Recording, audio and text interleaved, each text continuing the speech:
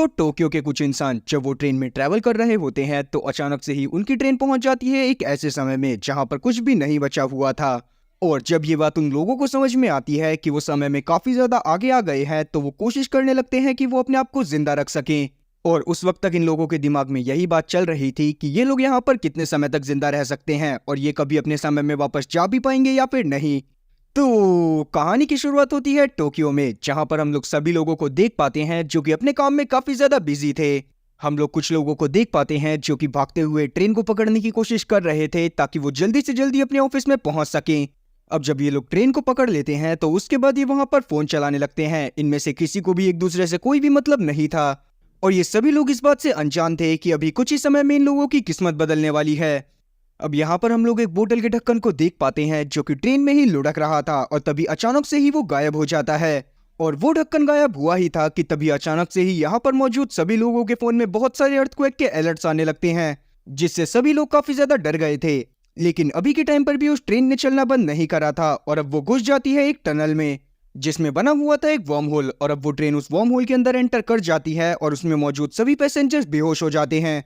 जिसके थोड़ी देर बाद जब इन लोगों की आंख खुलती है तो ये लोग यहाँ से बाहर निकलने की कोशिश करने लगते हैं क्योंकि अभी के टाइम तक वो ट्रेन भी रुक चुकी थी। लेकिन जैसे ही ये लोग बाहर पहुंचते हैं तो बाहर का नजारा देखने के बाद इन लोगों का दिमाग खराब हो जाता है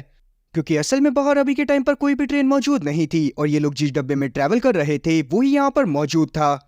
और साथ ही जिस जगह को ये लोग बचपन से देखते आ रहे थे वो पूरी तरह से चेंज हो चुकी थी। जहां पर पहले बहुत बड़ी बड़ी बिल्डिंग्स हुआ करती थी, यहाँ पर बस दूर दूर तक जंगल फैला हुआ था। और ये पूरा नजारा देखने के बाद तो ये लोग काफी ज्यादा शौक होते हैं। जिसके बाद यहाँ पर हम लोग सैम नाम के एक आदमी को देख पाते हैं जो कि यहाँ पर मौजूद सभी लोगों की जांच करने की कोशिश कर रहा था क्योंकि अपनी रियल लाइफ में वो एक फायर फाइटर था और उसे बहुत अच्छे से अंदाजा था कि ऐसे समय में लोगों को कैसे संभाला जाता है। तब सैम यहाँ पर मौजूद सभी लोगों की जांच करता है जो कि सच में काफी ज्यादा घबराए हुए थे। और अब यहाँ पर हम लोग यूमी नाम की एक लड़की को देख पाते हैं जो कि सैम को पहले से जानती थी। और यहाँ पर हम लोग ये भी जान पाते हैं कि असल में यूमी सैम को काफी ज्यादा पसंद करती है क्योंकि जब एक समय पे यूमी अपने कॉलेज में फायर फाइटर का कोर्स कर रही थी तब वहां पर सैम आया था ताकि वो उन लोगों को काफी सारी चीजें सिखा सके। और वहीं हम लोग 2023 में देख पाते हैं जहां पर मौजूद सभी लोग काफी ज्यादा घबराए हुए थे क्योंकि किसी के भी ये बात समझ में नहीं आ रही थी कि ऐसे किसी चलती ट्रेन के दो डिब्बे कैसे गायब हो सकते थे। और इसका मतलब साफ था कि अभी के टाइम पर वहां पर सिर्फ एक ही डब्बा गायब नहीं था बल्कि एक दूसरा डब्बा भी गायब था जिसको अभी तक हमें नहीं दिखाया गया है। तब गवर्नमेंट के लोग उस टनल को चेक करने की कोशिश करने लगते हैं जिसमें से वो ट्रेन के दोनों डब्बे गायब हुए थे। तब अभी के टाइम पर इन लोगों को दूसरी तरफ से एक रोशनी आती हुई नजर आती है और इन्हें लगने लगता है कि सारे के सारे लोग वहीं पर मौजूद हैं। और वहीं दूसरी तरफ हम लोग सैम और यूमी को देख पाते हैं जो कि एक और पैसेंजर के साथ टनल के दूसरी तरफ जाने की कोशिश कर रहे थे ताकि ये लोग जान सके कि ये लोग कहां पर पहुंच गए हैं। और तभी दूसरी तरफ से इन लोगों को भी रोशनी दिखाई देती है और इन्हें लगने लगता है कि शायद इन्हें कोई ढूंढने के लिए आ रहा है। वहीं गवर्नमेंट के लोगों को भी रोशनी देखने के बाद लग रहा था कि शायद उन्होंने उन सभी पैसेंजर को ढूंढ लिया है। लेकिन जैसे ही ये लोग उस रोशनी के पास पहुंचते हैं तो वहां दूसरी तरफ से भी इन्हीं लोगों के कुछ एम्प्लॉयज आ रहे थे जिनको दूसरी तरफ से इन लोगों को ढूंढने के लिए भेजा गया था। और वहीं हम लोग सैम और साथ ही यूमी को देख पाते हैं जो कि तीसरे पैसेंजर के साथ रोशनी का पीछा करते हुए टनल के दूसरे छोर पर पहुंच जाते हैं जहां पर से सूरज की रोशनी आ रही थी। और जब ये लोग बाहर निकलने के बाद थोड़ा सा ऊपर चढ़कर देखते हैं तो यहाँ पर पूरी तरफ रेगिस्तान था। जो चीज देखने के बाद ये सभी लोग काफी ज्यादा डर जाते हैं क्योंकि इन तीनों में से किसी के भी ये बात समझ में नहीं आ रही थी कि आखिरकार ये लोग पहुंच कहां पर गए हैं। और अब ये लोग वहां पर मौजूद उस जगह की वीडियोस बना लेते हैं ताकि ये लोग बाकी पैसेंजर के पास जाकर उन सबको ये सारी चीजें दिखा सकें। और जब ये लोग वापस पहुंचकर सभी लोगों को इस बारे में बताते हैं तो कोई भी इनकी बात पर भरोसा नहीं करता, पर जब ये लोग वीडियोस दिखाते हैं तो ना चाहते हुए भी सभी लोगों को इनकी बात पर भरोसा करना पड़ता है। अब ये सभी लोग काफी ज्यादा परेशान हो रहे थे क्योंकि इनकी समझ में नहीं आ रहा था कि आखिरकार ये लोग यहाँ पर सरवाइव कैसे करेंगे। और दूसरी सबसे बड़ी बात ये थी कि अगर यहाँ पर इंसान मौजूद नहीं थे तो इन लोगों को कौन बचाएगा। और यही सब सोचते हुए सभी लोग काफी ज्यादा डिप्रेशन में आ जाते हैं क्योंकि अभी के टाइम पर इन सभी लोगों में से किसी के भी फोन में सिग्नल भी नहीं आ रहे थे। तब सैम यहाँ पर मौजूद सभी लोगों को किसी तरह से संभालता है और यहाँ पर मौजूद सभी लोगों को अब 7 घंटे बीत गए थे और अभी के टाइम पर सभी लोगों को भूख लगने लग गई थी, पर यहाँ पर किसी के पास भी इतना ज्यादा खाना नहीं था कि वो सभी लोगों का पेट भर सके। लेकिन कुछ लोग अपने साथ कुछ स्नैक्स लेकर चले थे जो कि वो सभी लोगों के साथ शेयर करने का डिसाइड करते हैं। और अब हम लोग रैनी नाम की एक लड़की को देख पाते हैं जो कि इन सभी पैसेंजर के बीच में मौजूद थी और वो सभी पैसेंजर के बैग में चेक करने लगती है कि उसे कुछ खाने के लिए मिल जाए। तब इसे खाने के लिए ज्यादा सामान तो नहीं मिलता, लेकिन हायाशिमा के बैग में इसे कुछ कैंची और साथ ही गवर्नमेंट का एक लेटर मिल जाता है जो कि जेल का एक लेटर था, जो देखने के बाद रैनी को लगने लगता है कि शायद हायाशिमा बहुत बड़ा क्रिमिनल है और यहाँ पर जितने भी लोग फंसे हुए हैं उन सभी लोगों को हायाशिमा ने ही फंसाया है ताकि वो गवर्नमेंट को ब्लैकमेल कर अपनी सजा माफ करवा सके। और इसी बारे में रैनी सभी लोगों को चिल्ला चिल्ला कर बता देती है कि हायाशिमा के बैग में उसे जेल का एक लेटर मिला है। तब हायाशिमा सभी लोगों को सब कुछ समझाने की कोशिश करने लगता है, लेकिन कोई भी उसकी बात को ध्यान से नहीं सुनता, जिसके बाद हायाशिमा डिसाइड करता है कि वो बाहर जाकर ही रहेगा। अब यहाँ पर हम लोग शिराहामा नाम की एक लड़की को देख पाते हैं जो कि अपने साथ काफी सारे फ्रूट्स लेकर चल रही थी, इसीलिए वो सभी लोगों को भूखा देखते हुए सभी लोगों के साथ फ्रूट शेयर करने का डिसाइड करती है। और अब जब सभी लोग फ्रूट्स खाते हुए अपना काम कर रहे थे, तब हम लोग यहाँ पर कटाना नाम के एक लड़के को देख पाते हैं जो कि फ्रूट्स खाते हुए ये एक वीडियो को देख रहा था जो कि अभी कुछ समय पहले उसने बनाई थी, जिसमें वो क्लियरली देख पाता है कि रैनी सभी लोगों के बैग से खाना चुराने की कोशिश कर रही थी। और जैसे ही ये बात सैम को पता चलती है तो वो तुरंत ही अपने एक साथी के साथ बाहर जाता है ताकि वो हियाशिमा को वापस ला सके। और वहीं हम लोग हियाशिमा को देख पाते हैं जो कि चलते चलते काफी ज्यादा दूर आ गया था और उसी दौरान वो एक खाई में गिरने वाला होता है, लेकिन सही टाइम पर यहाँ पर सैम पहुंच जाता है। अब जब सैम हियाशिमा को पकड़कर ऊपर खींचता है तो हियाशिमा उसे बताता है कि असल में वो एक बहुत फेमस हेयर ड्रेसर है, लेकिन अभी के टाइम पर भी वो किसी को भी उस लेटर के बारे में कुछ भी नहीं बताता जो कि रैनी को उसके बैग से मिला था। अब रात में हम लोग यहाँ पर मौजूद लोगों को देख पाते हैं जिसमें से कुछ लोग सो गए थे, पर ज्यादातर लोग बिल्कुल भी नहीं सो पाते क्योंकि उन्हें काफी ज्यादा टेंशन हो रही थी। अब अगली सुबह तक सभी लोग अपनी होप पूरी तरह से खो चुके थे क्योंकि उन्हें लग रहा था कि शायद अब कोई भी उन्हें बचाने के लिए नहीं आने वाला। इसीलिए वापस से सैम सभी लोगों को समझाने की कोशिश करने लगता है कि वो सभी लोगों को किसी तरह से बचा लेगा, लेकिन हियाशिमा इस बात पर थोड़ा भड़क जाता है क्योंकि उसकी समझ में नहीं आ रहा था कि सैम सभी लोगों की मदद करने की कोशिश क्यों कर रहा है। जिस पर सैम इसे अपने पास्ट की एक स्टोरी के बारे में बताता है कि उसकी वजह से उसके एक दोस्त की दोनों टांगे खराब हो गई थी और उसके बाद ही यहाँ पर सैम ने डिसाइड करा था कि वो जितना हो सकेगा उतना लोगों की मदद करेगा। और अब इसके बाद ये तीनों के तीनों लोग कुछ सामान ढूंढने के लिए चले जाते हैं ताकि बाद में ये लोग उन चीजों को मिलकर खा सके। और अब हम लोग वापस से हियाशिमा को देख पाते हैं जो कि जब इन लोगों के साथ जा रहा था तभी अचानक से ही इसे इसके भाई के विजन्स आने लगते हैं। तब हम लोग हियाशिमा के भी पास्ट का एक सीन देख पाते हैं जहां पर वो लोग एक बहुत गरीब फैमिली से बिलोंग करा करते थे, पर जब बाद में हियाशिमा एक बहुत फेमस हेयर ड्रेसर बन गया तो उसने अपने सारे सपने पूरे किए, लेकिन उस दौरान काम में बहुत ज्यादा बिजी होने की वजह से हियाशिमा अपने भाई के ऊपर ध्यान देना बंद कर चुका था और उसकी इसी लापरवाही के चलते उसका भाई एक बड़ा क्रिमिनल बन गया था और उसे पुलिस ने पकड़ लिया था। और यहाँ पर ये बात भी रिवील होती है कि असल में हियाशिमा के बैग में रीना को जो लेटर मिला था वो उसके भाई का ही था, क्योंकि उस दिन उसके भाई की बेल होने वाली थी और हियाशिमा उसको लेने के लिए ही जा रहा था। पर अभी के टाइम पर हम लोग कुछ और पैसेंजर्स को देख पाते हैं जो कि आसपास के एरिया को एक्सप्लोर करने के लिए निकल गए थे, जहां पर इन्हें वैसे तो कुछ भी नहीं मिलता, पर यहाँ पर से इन्हें बहुत दूर एक बहुत बड़ा टावर दिख रहा था, जिसको देखने के बाद सभी लोग काफी ज्यादा शॉक होते हैं क्योंकि असल में वो टावर 2026 तक कंप्लीट होने वाला था और उसके बारे में ही काफी ज्यादा एडवर्टाइजमेंट चल रही थी। और साथ ही यहाँ पर हम लोग एक बायोलॉजिस्ट को भी देख पाते हैं जिसको एक प्लांट मिला था जो कि आज से लगभग 30 साल बाद उगने वाला था। जो चीज देखने के बाद सभी लोगों को ये बात समझ में आ गई थी कि वो किसी तरह से फ्यूचर में आ चुके हैं, और ये चीज जानने के बाद सभी लोग काफी ज्यादा शॉक होते हैं कि फ्यूचर में दुनिया की इतनी बुरी हालत होने वाली है। और वहीं हम लोग 2023 में देख पाते हैं कि सभी लोग अभी भी काफी ज्यादा परेशान थे क्योंकि अभी तक भी उन्हें कोई भी क्लू नहीं मिला था कि आखिरकार वो डब्बे कहाँ गए। इसीलिए वो लोग न्यूज में इस चीज की ऑफिशियल अनाउंसमेंट कर देते हैं कि एक ट्रेन के 2 डब्बे गायब हो गए हैं जिसमें लगभग 100 पैसेंजर मौजूद थे। वहीं रात में हम लोग फ्यूचर में सैम को देख पाते हैं जो कि यूमी के साथ मिलकर ट्रेन की छत पर एक पॉलिथीन बिछा रहा था ताकि वो यहाँ पर मौजूद हॉर्स को इकट्ठा कर सके। अब अगले दिन तक यहाँ पर मौजूद सभी लोगों को काफी ज्यादा प्यास लगी हुई थी, तभी यहाँ पर मौजूद बायोलॉजिस्ट बताता है कि उसे पास में ही एक प्लांट मिला है जो कि तभी कहीं पर उगता है जब वहां पर कोई वाटरफॉल मौजूद हो। जो चीज सुनने के बाद सैम डिसाइड करता है कि वो यहाँ पर मौजूद वाटरफॉल को ढूंढेगा ताकि वो सभी लोगों की पानी पीने की प्रॉब्लम को मिटा सके। और इसीलिए वो उस बायोलॉजिस्ट यूमी और साथ ही हियाशिमा को अपने साथ लेकर निकल जाता है ताकि वो जल्दी से जल्दी वाटरफॉल को ढूंढ सके।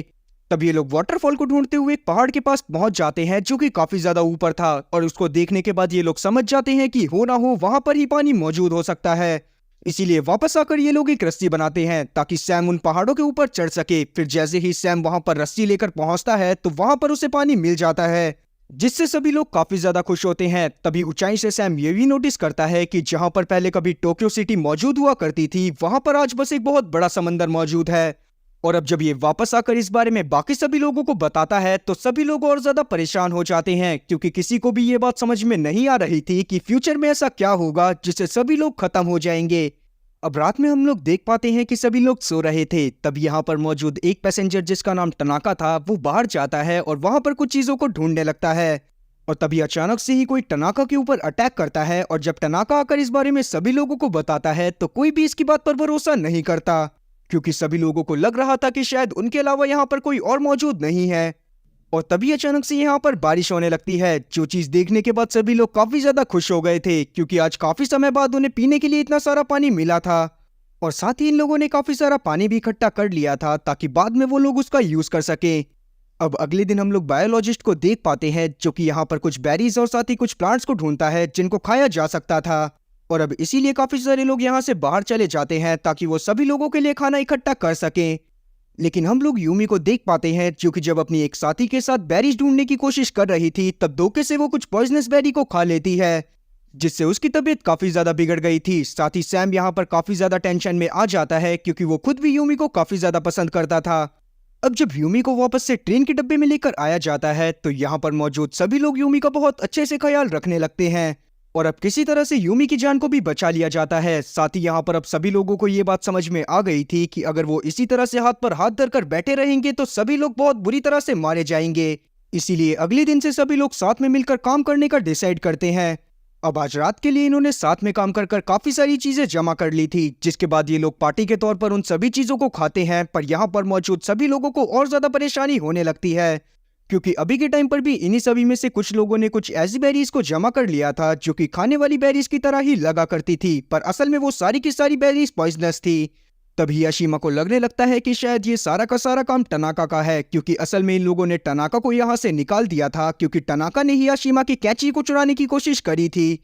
इसीलिए हियाशिमा उसको ढूंढने के लिए गुस्से में जंगल में जाने लगता है। तब सैम उसे किसी तरह से रोकता है और खुद ही टनाका को ढूंढने के लिए चला जाता है। अब जब वो सुबह वापस आता है तो उसे टनाका तो नहीं मिला था, पर उसने सैम की उन कैचियों को ढूंढ लिया था जो कि टनाका ने जंगल में घुमा दी थी। अब यहाँ पर मौजूद बायोलॉजिस्ट को कुछ ऐसे साइंस में मिलते हैं कि यहाँ पर कोई रिवर मौजूद हो सकती है, और अगर रिवर मौजूद होगी तो वहां पर से वो लोग मछली पकड़कर भी खा सकते हैं। तब बायोलॉजिस्ट अपने साथ कुछ पैसेंजर को लेकर उस रिवर को ढूंढने के लिए चला जाता है। तभी अचानक से ही यहाँ पर एक अनजान आदमी उनके ऊपर अटैक करता है और इनके एक साथी को बहुत बुरी तरह से घायल कर देता है, जिसके बाद जब उस घायल आदमी को वापस लेकर आया जाता है तो किसी तरह से सभी लोग मिलकर उसका इलाज कर देते हैं। पर यहाँ पर अभी भी उसकी हालत काफी ज्यादा खराब थी। साथ ही अभी तक यहाँ पर मौजूद सभी लोगों को ये बात भी समझ में आ गई थी कि वो यहाँ पर अकेले नहीं है। अब इतने में ही यहाँ पर टनाका पहुंच जाता है, जो कि सभी लोगों को बताता है कि असल में पहले वो एक सिक्योरिटी कंपनी में काम करा करता था, और अगर वो लोग अभी के टाइम पर उसे रुकने की परमिशन देते हैं तो वो इन लोगों के साथ मिलकर यहाँ पर ट्रैप्स बनाएगा, जिससे अगर यहाँ पर मौजूद दूसरे लोग इनके पास आने की कोशिश करेंगे तो कोई ना कोई उनके ट्रैप में जरूर फंस जाएगा। अब ये बात जानने के बाद सभी लोग टनाका को वापस से यहीं पर रोक लेते हैं, और दूसरी तरफ हम लोग हियाशिमा को देख पाते हैं, जो कि यहाँ पर मौजूद रीना के बालों को बना रहा था। और इतने दिनों बाद अपने मनपसंद काम को करने के बाद हियाशिमा को भी काफी ज्यादा अच्छा लगता है। वहीं दूसरी तरफ हम लोग सैम को देख पाते हैं, जो कि यूमी के साथ बैठा हुआ था। तभी अचानक से ही इसे यहाँ पर एक बच्चा दिखाई देता है, जिसका तुरंत ये दोनों के दोनों मिलकर पीछा करने लगते हैं। और अब उसका पीछा करते हुए ये लोग एक नदी के किनारे पर पहुंच गए थे, जहां पर पहुंचने के बाद वो बच्चा इनसे यहाँ पर उसका वेट करने को बोलता है और वहां से चला जाता है। अब उस बच्चे का पीछा करते हुए इन लोगों को रात हो गई थी। तभी यहाँ पर वो बच्चा भी पहुंच जाता है और साथ ही हियाशिमा भी। और अब वो बच्चा यहाँ पर इन तीनों लोगों को अपने साथ उस जगह पर लेकर जाता है जहां पर दूसरे डब्बे के सर्वाइवर मौजूद थे, लेकिन वहां के लोगों ने अपना काफी ज्यादा विकास कर लिया था, और साथ ही यहाँ पर उन्होंने काफी सारे ट्रैप्स लगाए हुए थे और काफी सारी वॉल्स भी, जो चीज देखने के बाद सैम और बाकी लोग काफी ज्यादा शॉक हुए थे। साथ ही वो यहाँ पर इन सभी लोगों के लीडर से भी मिलता है, जिसका नाम था यूमोटो। तब सैम यहाँ पर यूमोटो को बताता है कि असल में उसके कुछ साथियों ने इनके एक साथी के ऊपर अटैक करा था। तब यूमोटो अपने उस साथी को बुलाता है जिसने ये काम करा था, और अब जैसे ही वो आदमी सैम के सामने आता है तो वो सैम से इस चीज के लिए माफी मांगने लगता है। साथ ही यहाँ पर सैम यूमोटो से बताता है कि उसे यहाँ पर काफी सारी चीजें मिली हैं, और तब यहाँ पर यूमोटो भी अपनी काफी सारी इन्फॉर्मेशन इन लोगों के साथ शेयर करता है कि असल में जब वो लोग यहाँ पर पहुंचे थे तब यहाँ पर उन्हें एक बोट मिली थी जिसके अंदर एक रेडियो भी था, पर वो रेडियो खराब था। तब यूमोटो ने किसी तरह से उस रेडियो को सही करा और उसके बाद उस पर सिग्नल ढूंढने की कोशिश करने लगा, जिसमें भी वो किसी तरह से कामयाब हो गया, और उसे कनाडा से कुछ सिग्नल आए जिससे उसे पता चला कि असल में वो 2060 में पहुंच गए हैं। और साथ ही उसे ये बात भी पता चली कि इस दुनिया का विनाश 2026 में ही हो गया था। असल में उस समय की सभी स्पेस एजेंसीज लगातार काफी सारी सैटेलाइट लॉन्च करे जा रही थी ताकि वो स्पेस के बारे में ज्यादा से ज्यादा इंफॉर्मेशन निकाल सके, और उनमें से ही एक सैटेलाइट एक एस्ट्रॉइड से टकरा गई, जिसके बाद वो एस्ट्रॉइड आकर अर्थ से टकरा गया और उसी के बाद सभी लोग यहाँ पर मारे गए। अब जब सैम वापस से योमोटो से रेडियो के बारे में पूछता है तो योमोटो इसे बताता है कि अचानक से ही वो सारे सिग्नल्स गायब हो गए जो कि इसे आ रहे थे, जिसके बाद कभी भी वापस से इसका उन लोगों से कांटेक्ट नहीं हुआ। अब ये सारी चीजें जानने के बाद सैम को और ज्यादा टेंशन होने लगती है कि वो अपने साथियों के साथ यहाँ से कैसे निकलेगा। अब इस बारे में सैम जाकर अपने बाकी सभी साथियों को बताता है कि वो लोग धोखे से 2060 में पहुंच गए हैं। जो चीज जानने के बाद सभी लोगों को लगने लगता है शायद भगवान ने इन्हें एक मौका दिया है ताकि ये किसी तरह से फ्यूचर में होने वाली तबाही को रोक सकें। अब इस बारे में जानने के बाद सभी लोग कोशिश करने लगते हैं कि ये किसी तरह से वापस से पास्ट में जा पाए, लेकिन काफी देर तक अपने दिमाग के घोड़े चलाने के बावजूद भी किसी को कोई भी आइडिया नहीं मिलता। इसीलिए ये लोग पास के तालाब में जाते हैं, जहां पर से थोड़ी देर नहाने के बाद ये लोग काफी सारी मछलियां पकड़कर लाते हैं। वहीं हम लोग टनाका को देख पाते हैं जो कि काफी ज्यादा अकेला फील कर रहा था, क्योंकि पहली बात तो कोई उससे सही से बात नहीं करता था और दूसरा टनाका को भी किसी के साथ रहने में कोई दिलचस्पी नहीं थी,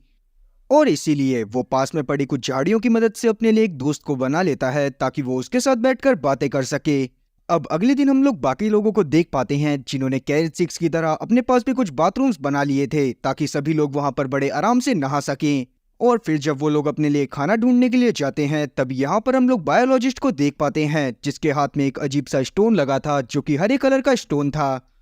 लेकिन ये सब होते हुए टनाका ने भी देख लिया था, इसीलिए वो तुरंत ही यूमोटो के पास जाता है ताकि वो इस बारे में उसे बता सके। और अब जब यूमोटो को इस बारे में पता चलता है कि दूसरे ग्रुप वालों को कुछ हरे कलर के पत्थर मिले हैं जिनकी मदद से ये लोग अपने घर में वापस जा सकते हैं, तो वो सबसे पहले टनाका को कुछ खाने को देता है।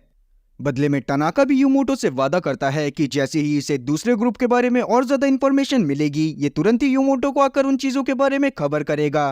अब आके हम लोग वापस से रैनी और साथी यूमी को देख पाते हैं जो कि आपस में बातें कर रहे थे। तभी अचानक से ही किसी बात को लेकर इन दोनों में बहसबाजी हो जाती है, जिस दौरान रैनी यूमी को गुस्से में धक्का दे देती है और यूमी जाकर एक गड्ढे में गिरती है जिसमें पहले से ही एक इंसान की लाश पड़ी हुई थी। जो चीज देखने के बाद सभी लोग काफी ज्यादा शॉक हुए थे। दूसरी तरफ हम लोग टनाका को देख पाते हैं जो कि उसी मछली को खाते हुए अखबार को पढ़ रहा था।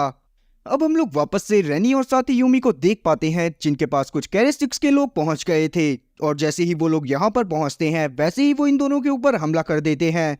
तब रैनी तो किसी तरह से अपनी जान बचाते हुए यहाँ पर से भाग जाती है, लेकिन यूमी वहीं पर फंस गई थी। अब रैनी भागती हुई पहुंच जाती है सीधा सैम के पास, और जब सैम को इन सब चीजों के बारे में पता चलता है तो वो तुरंत ही हियाशिमा के साथ निकल जाता है ताकि वो यूमी को बचा सके। लेकिन जब तक वो उस जगह पर पहुंचता है जहां पर अभी थोड़ी देर पहले कैरेट 6 के लोगों के साथ यूमी मौजूद थी, तब तक यूमी और साथी कैरेट 6 के लोग वहां से जा चुके थे। और अब हम लोग यूमी को देख पाते हैं जो कि उन लोगों से बचती हुई कहीं पर भागने की कोशिश कर रही थी, और अब ये भागती हुई एक बोट में चढ़ गई थी ताकि ये वहां पर छुप सके। अब दूसरी तरफ हम लोग सैम और साथी हियाशिमा को देख पाते हैं जो कि कैरेट 6 के लोगों के ऊपर अटैक करने के लिए चले गए थे। अब जब यूमोटो को इस बारे में पता चलता है कि उसके साथियों ने ऐसा काम करा है तो वो सैम और साथी उसके साथियों से माफी मांगने लगता है। साथ ही वो डिसाइड करता है कि वो किसी भी हालत में यूमी को ढूंढ कर ला कर देगा।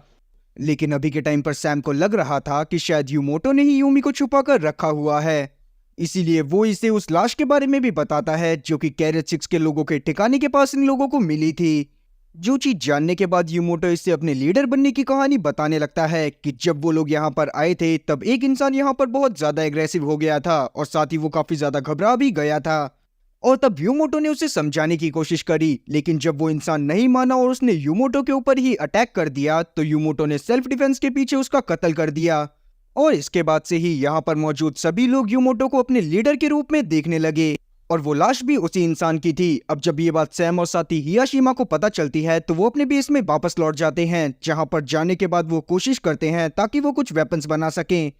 और दूसरी तरफ हम लोग यूमोटो को देख पाते हैं जो कि जब अपनी बोट में वापस लौटता है तो वहां पर वो रेडियो में लोगों से बात करने की कोशिश करने लगता है, लेकिन यूमी जो कि उसी बोट में छुपी हुई थी वो यूमोटो को ये सब करते हुए देख लेती है। साथ ही उसे ये बात भी पता चलती है कि यूमोटो बाकी सबको बेवकूफ बना रहा है, और ऐसा इसी वजह से क्योंकि असल में वो जिस रेडियो के थ्रू बाकी लोगों से कांटेक्ट करने की कोशिश कर रहा था उसकी तो तार ही टूटी हुई थी। अब जब यूमी बाहर आकर यूमोटो से इस सब का कारण पूछती है तो यूमोटो इसे बताता है कि असल में वो यहाँ पर लीडर बनकर ही रहना चाहता है, वो पास्ट में वापस नहीं जाना चाहता क्योंकि पास्ट में उसे कोई भी तवज्जो नहीं देता। लेकिन यूमी ने डिसाइड कर लिया था कि जैसे ही वो यहाँ से बाहर निकलेगी वैसे ही वो इस सब के बारे में बाकी सभी लोगों को बता देगी। तब यूमोटो इसे रोकने की कोशिश करने लगता है, लेकिन जब यूमी इसकी बात को नहीं मानती तो यूमोटो इसे यहीं पर बांधकर यहाँ से चला जाता है। अब रात में हम लोग सैम और साथ ही उसके साथियों को देख पाते हैं जिन्होंने काफी सारे वेपन्स बना लिए थे। साथ ही उन्होंने अपना पूरी तरह से मन बना लिया था कि वो अगले दिन जाकर कैरेज 6 के लोगों के ऊपर अटैक कर देंगे। तब यहाँ पर दो जने डिसाइड करते हैं कि वो यहाँ पर से पहले किसी एक बिल्डिंग को ढूंढेंगे ताकि वो लोग वहां पर जाकर रह सके, क्योंकि कहीं ना कहीं कैरेज 6 वाले लोग इनसे बहुत ज्यादा ताकतवर थे। और बिल्कुल ऐसा ही होता है। अगले दिन वो दोनों के दोनों जने उस जगह को ढूंढने के लिए निकल जाते हैं जहां पर वो बैटल के हारने के बाद अपने साथियों के साथ रह सकते थे। और अभी के टाइम पर कैरेज 5 के लोग कैरेज 6 के लोगों के ऊपर अटैक करने जा ही पाते कि इतने में ही यहाँ पर कैरेज 6 के लोग आ जाते हैं जो कि कैरेज 5 के लोगों के ऊपर ही अटैक करने के लिए आए हुए थे। और अब धीरे धीरे यहाँ पर लड़ाई बहुत ज्यादा भारी हो जाती है, जहां पर हम लोग देख पाते हैं कि कभी सैम की टीम तो कभी यूमोटो की टीम एक दूसरे के ऊपर भारी पड़े जा रही थी। तब यूमोटो यहाँ पर सभी लोगों को रोकने की कोशिश करने लगता है, पर अभी के टाइम पर वो फाइट बढ़े ही जा रही थी और वो फाइट तब तक बढ़ती रहती है जब तक यहाँ पर खुद यूमी नहीं पहुंच जाती, जो कि किसी तरह से वहां से छूटकर आ गई थी। तब यूमी यहाँ पर यूमोटो की हर बात का खुलासा कर देती है और साथ ही सबको ये भी बता देती है कि यूमोटो अभी तक इन सभी लोगों को धोखा दे रहा था। जिस पर यूमोटो सभी लोगों को बताता है कि असल में उसने ये सब इसी वजह से करा ताकि लोग किसी भी होप को ना खोएं, उन्हें ये होप बनी रहे कि वो वापस से पास्ट में जा सकते हैं, क्योंकि अभी के टाइम पर अगर वो लोग हार मान जाते तो कहीं ना कहीं काफी सारे लोग सुसाइड भी कर सकते थे। और ये बात कहीं ना कहीं सैम को भी काफी ज्यादा अच्छी लगती है। लेकिन अभी के टाइम पर यूमोटो ने डिसाइड कर लिया था कि वो अपनी लीडरशिप को छोड़ देगा, इसीलिए वो वहां पर एक डायरी को छोड़कर जाता है जो कि उसे शिप के अंदर से ही मिली थी। साथ ही उसी में सारी की सारी इंफॉर्मेशन लिखी हुई थी कि 2026 में अर्थ कैसे तबाह हुई। अब वहीं हम लोग उन दो जनों को देख पाते हैं जो कि उस बिल्डिंग को ढूंढने के लिए गए थे। तब उन्हें अचानक से ही एक टावर दिखाई देता है जिसके अंदर भी काफी सारे वैसे ही ग्रीन पत्थर रखे हुए थे। अब हम लोग 2023 में डे नाम के एक साइंटिस्ट को देख पाते हैं जिसे टनल की स्टडी करने के बाद पता चल गया था कि जिस टाइम पर ट्रेन के डब्बे गायब हुए उस टाइम पर टनल में एक वर्म होल बन गया था, जो कि असल में एक सुपरनोवा एक्सप्लोजन के कारण बना था। अब सुपरनोवा एक्सप्लोजन दरअसल एक फेनोमिना है जिसमें जब एक स्टार बहुत ज्यादा बूढ़ा हो जाता है तो वो अचानक से ही अपने मरने के दौरान एक बहुत बड़े अमाउंट में एनर्जी रिलीज करता है। और जिस टाइम पर वो एनर्जी रिलीज हुई थी उसी टाइम पर वो वर्म होल बना था जिसने 2023 और साथ ही 2060 की टाइमलाइन को एक साथ जोड़ दिया। और वहीं हम लोग 2060 में देख पाते हैं जहां पर इसी सुपरनोवा वाली फेनोमिना को एक इंसान बाकी सभी पैसेंजर को एक्सप्लेन कर रहा था। लेकिन तभी अचानक से ही यहाँ पर एक बहुत बड़ा तूफान आने लगता है, जिसे देखने के बाद सभी लोग वापस से उसी डब्बे के अंदर चले जाते हैं जो कि इन्हें 2060 में लेकर आया था। अब तूफान इतना ज्यादा बड़ा था कि तनाका डिसाइड करता है कि वो उसी टनल के अंदर चला जाएगा जिसके अंदर से ट्रेन बाहर आई थी, और इसी वजह से वो उस डब्बे के इमरजेंसी गेट को खोल देता है। जिसके बाद जब ये लोग टनल के अंदर पहुंचते हैं तो ये लोग देखते हैं कि वहां पर एक वर्म होल बना हुआ था जो कि धीरे धीरे आसपास की हल्की चीजों को अपने अंदर खींच रहा था। और इतने में ही वो टनाका की उस डॉल को भी अपने अंदर खींच लेता है जो कि टनाका ने अकेलेपन से बचने के लिए बनाई थी। अब सब लोग उस वर्म होल के बारे में समझ ही पाते कि इतने में बाहर चल रहा तूफान पूरी तरह से बंद हो जाता है, और जैसे ही वो तूफान बंद होता है वैसे ही ये वर्म होल भी पूरी तरह से बंद हो जाता है। अब वापस से सीन 2023 में आता है जहां पर हम लोग एक डिटेक्टिव को देख पाते हैं जो कि उसी जगह पर खड़ा हुआ था जहां पर से टनाका की डॉल गायब होकर वर्म होल में चली गई थी। और अब वो डॉल आकर अचानक से डिटेक्टिव पे लगती है जिसको देखने के बाद वो काफी ज्यादा शॉक होता है। वहीं हम लोग 2060 में देख पाते हैं जहां पर सैम और उसके साथियों को समझ में आ गया था कि अगर इन्हें वापस से वर्म होल को बनाना है तो इन्हें किसी सोलेनॉइड ऑब्जेक्ट की जरूरत पड़ेगी, और साथ ही इन्हें इलेक्ट्रिसिटी की भी जरूरत थी। इसीलिए ये किसी पावर स्टेशन को ढूंढने लगते हैं जो कि अभी के टाइम पर जमीन के अंदर दफन हो चुका था। और अब कुछ घंटों की मेहनत के बाद ये लोग उस चीज में सफल भी हो जाते हैं जहां पर ये लोग उस पावर स्टेशन को ढूंढ लेते हैं जो कि जमीन के अंदर मानो इस तरह से गड़ा हुआ था कि जैसे आज से पहले कभी उसका कोई नामो निशान ही ना हो। तब यहाँ पर से सैम और उसके साथी अपने जरूरत के सामान को इकट्ठा करते हैं और पहुंच जाते हैं वापस से उसी डब्बे के पास, जहां पर जाने के बाद ये लोग उस डब्बे के एक कोने को एक सोलेनॉइड की तरह यूज करने वाले थे। और अब जैसे ही ये लोग उसमें इलेक्ट्रिसिटी देना चालू करते हैं वैसे ही वहां पर एक वर्म होल बनने लगता है, जो चीज देखने के बाद सभी लोग काफी ज्यादा खुश हो गए थे। अब एक एक करके सभी लोग वापस से उस वर्म होल के अंदर जाने लगते हैं, पर यहाँ पर टनाका अकेला ही रुक जाता है क्योंकि वो नहीं चाहता था कि वो यहाँ से वापस जाए। अब इसीलिए सभी लोग तनाका से आखिरी अलविदा लेते हैं और यहाँ पर से डब्बे में चढ़ जाते हैं। फिर जैसे ही बाहर स्टॉर्म आता है वैसे ही वो वर्म होल वहां पर वापस से खुल जाता है और अब इनका कैरेज भी उस वर्म होल के अंदर चला गया था, जिसको देखने के बाद सभी लोग काफी ज्यादा खुश होते हैं। जिसके थोड़ी देर बाद जब इनकी आंख खुलती है तो बाहर से इनके दरवाजे को कोई पीट रहा था। लेकिन जब बाहर से वो लोग अंदर आते हैं तो इन लोगों को पता चलता है कि ये धोखे से 2026 में आ गए हैं। जो चीज जानने के बाद सभी लोग काफी ज्यादा शॉक होते हैं क्योंकि इसी साल में पूरी की पूरी धरती खत्म होने वाली थी। तब ये वहां पर मौजूद लोगों को समझाने की कोशिश करते हैं कि असल में ये लोग पास्ट से आए हैं और इस ईयर पूरी की पूरी अर्थ तबाह हो जाएगी। लेकिन इनकी बात पर कोई भी यकीन नहीं कर रहा था। सभी लोग समझ रहे थे कि शायद ये लोग नशा कर यहाँ पर लेटे हुए हैं। अब ये न्यूज भी पूरी तरह से वायरल हो जाती है कि 2023 में जो कैरेज गायब हुआ था अचानक से वो 2026 में पहुंच गया है। लेकिन अभी के टाइम पर तो ज्यादातर लोगों को इस बात पर भी भरोसा नहीं हो रहा था कि ये लोग असल में वही लोग हैं जो कि गायब हुए थे। लेकिन बाद में जब उन लोगों का मेडिकल एग्जामिनेशन करा जाता है तो सभी लोगों के बारे में सबको पता चलता है कि असल में ये लोग वही हैं जो कि 2023 में गायब हो गए थे। अब पूरी दुनिया में कुछ लोग ऐसे भी मौजूद थे जो कि इन लोगों की बातों पर यकीन कर रहे थे, पर कुछ लोग ऐसे भी थे जो कि इन सभी लोगों को पागल बनाने की कोशिश कर रहे थे। अब वहीं हम लोग रे को देख पाते हैं, जिसको जब इन सब चीजों के बारे में पता चलता है तो वो तुरंत ही उन लोगों से मिलने के लिए जाता है, क्योंकि असल में उसने भी उसी एस्टेरॉयड के बारे में पढ़ा था जो कि कुछ समय में अर्थ से टकराने वाला था। साथ ही हम लोग एक और पैसेंजर को देख पाते हैं जो कि गवर्नमेंट अथॉरिटी में एक बहुत बड़े पोस्ट पर थी और साथ ही वो काफी ज्यादा रिच भी थी, इसीलिए वो सीधा चली जाती है डिफेंस मिनिस्टर से बात करने के लिए। और तब डिफेंस मिनिस्टर भी इसकी बात को बहुत अच्छी तरह से सुनती है और साथ ही वो इसे बताती है कि ये लोग पहले से ही इसके ऊपर वर्क कर रहे हैं, क्योंकि कुछ ही समय में यहाँ पर एक एस्टेरॉयड सच में टकराने वाला था और इसीलिए ये लोग कुछ ऐसे मिसाइल को बनाने की कोशिश कर रहे हैं जो कि उस एस्टेरॉयड से टकराकर उसकी डायरेक्शन को चेंज कर दे। अब ये सब जानने के बाद उस औरत को काफी ज्यादा सुकून मिलता है और वो बाकी सभी टीम मेंबर को इस बारे में इन्फॉर्म करती है, जिससे सभी लोगों को भी काफी ज्यादा खुशी होती है। अब धीरे धीरे वो दिन भी आ जाता है जिस दिन वो एस्टेरॉयड अर्थ से टकराने वाला था। तब यहाँ पर सभी लोगों की सांसें थमी हुई थी क्योंकि उन्हें नहीं पता था कि वो आज के बाद जिंदा बचेंगे भी या फिर नहीं। इसीलिए सभी लोग एक साथ मिलते हैं और साथ में न्यूज को देखने लगते हैं, जहां पर इन्हें पता चलता है कि मिलिट्री अपने मिशन में सक्सेसफुल रही है और उसने उस मीटरॉइड की डायरेक्शन को बदलकर पूरी तरह से ह्यूमैनिटी को बचा लिया है। जो चीज जानने के बाद सभी लोग काफी ज्यादा खुश होते हैं और इसी के साथ ही सीरीज भी यहीं पर खत्म होती है। तो उम्मीद है कि एक्सप्लेनेशन अच्छी लगी होगी। अगर एक्सप्लेनेशन अच्छी लगी हो तो चैनल को सब्सक्राइब करना और बेल नोटिफिकेशन को ऑल पर सेलेक्ट करना और वीडियो को भी लाइक करना। मैं ऐसी ही और मजेदार एक्सप्लेनेशन वीडियोस लाता रहूंगा। खैर, तब तक के लिए टाटा और गुड बाय।